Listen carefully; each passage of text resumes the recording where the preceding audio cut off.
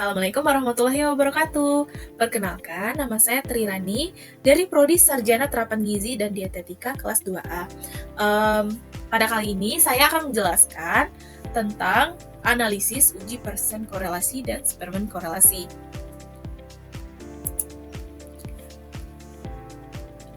Di sini saya akan menjelaskan yang pertama itu definisinya, kemudian tujuannya, syarat-syarat, hipotesis, kemudian ada uji kenormalan data, dan analisis uji Pearson dan Spearman correlation.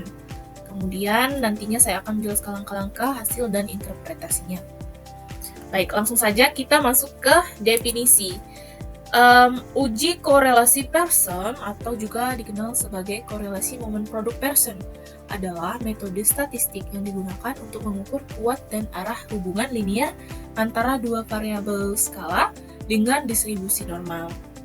Sedangkan untuk korelasi Spearman itu merupakan analisis hubungan yang termasuk dalam statistika non-parametrik, di mana variabel yang akan diukur berskala minimal ordinal.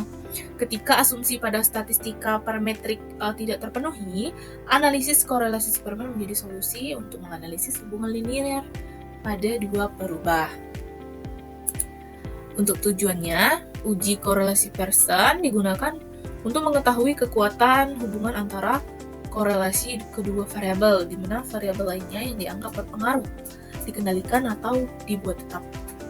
Untuk uji korelasi Spearman itu digunakan untuk mengetahui hubungan antara dua variabel ketika skala data minimal ordinal dan tidak memenuhi asumsi normalitas. Uji ini termasuk dalam analisis non-parametrik. Untuk syarat-syaratnya, pada Pearson correlation yang pertama datanya harus berdistribusi normal. Kemudian hubungan antara kedua variabel bersifat linier. Kedua variabel berada pada tingkat pengukuran interval atau rasio, dan yang terakhir tidak ada outlier pada data. Untuk Spearman correlation, yang pertama itu data harus memiliki skala ordinal atau interval, kemudian tidak memerlukan distribusi normal atau datanya tidak normal ya. Kemudian hubungan antara variabel tidak perlu linier. Untuk hipotesis itu H0 atau hipotesis 0 menyatakan bahwa tidak ada hubungan monotonik antara dua variabel. Sedangkan HA atau hipotesis alternatif menyatakan bahwa ada hubungan monotonik antara dua variabel. Oke, langsung saja kita masuk ke uji kenormalan data dulu ya. Kenapa kita harus uji kenormalan data? Karena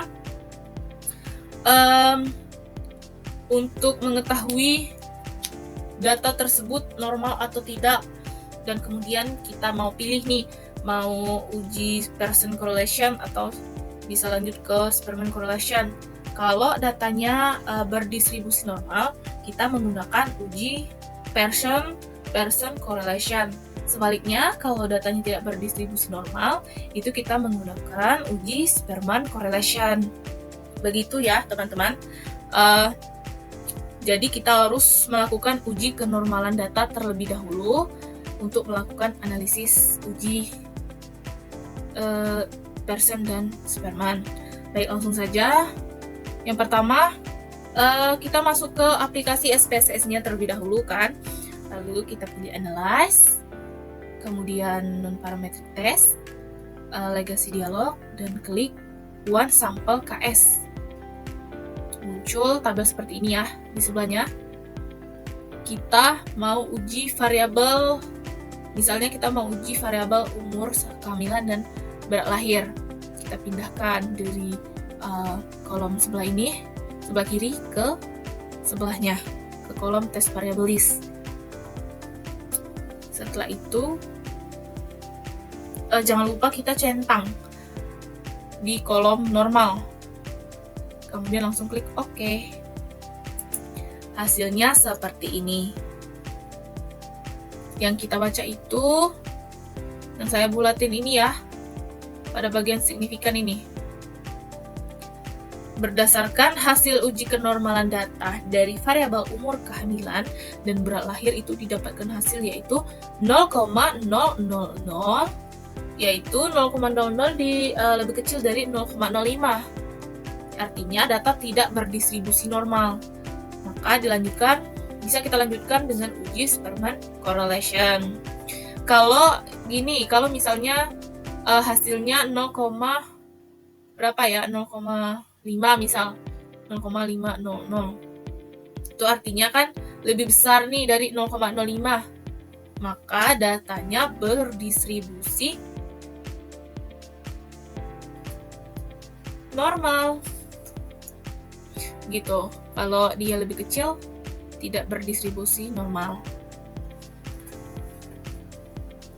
Kalau datanya kita tahu tidak berdistribusi normal, kita lanjut ke analisis Spearman correlation. Yang pertama, klik analyze, kemudian correlate, dan klik bivariate. Muncul lagi tabel seperti ini di sebelahnya. Kita masukkan data yang sudah kita uji sebelumnya. Kita pindahkan ke kolom variabel yang data tidak berdistribusi normal tadi ya. Kita centang bagian Spearman ini sebelah kanan ya. Nah, kalau misalnya kita mau uji person yang datanya berdistribusi normal, kita centangnya sebelah kiri nih, person correlation ya. Sekarang kita mau uji yang Spearman correlation.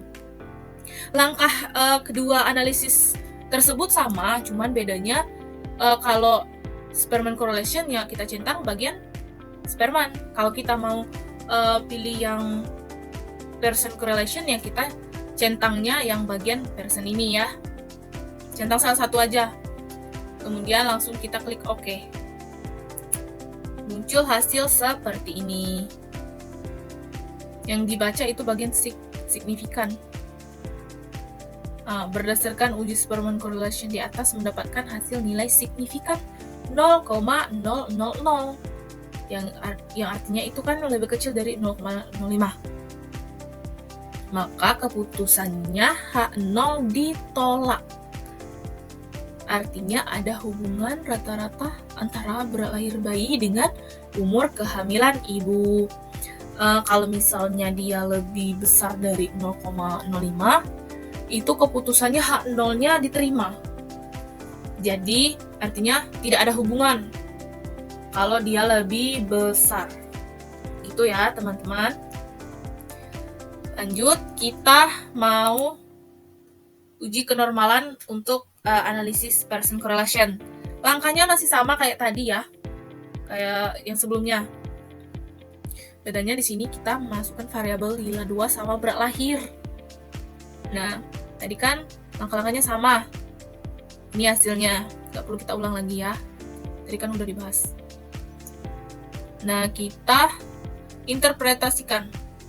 Berdasarkan uji kenormalan di samping, pada variabel lila 2 dan berat lahir sama-sama memiliki nilai signifikan 0,200, yaitu data lebih besar dari 0,05 yang artinya data berdistribusi normal.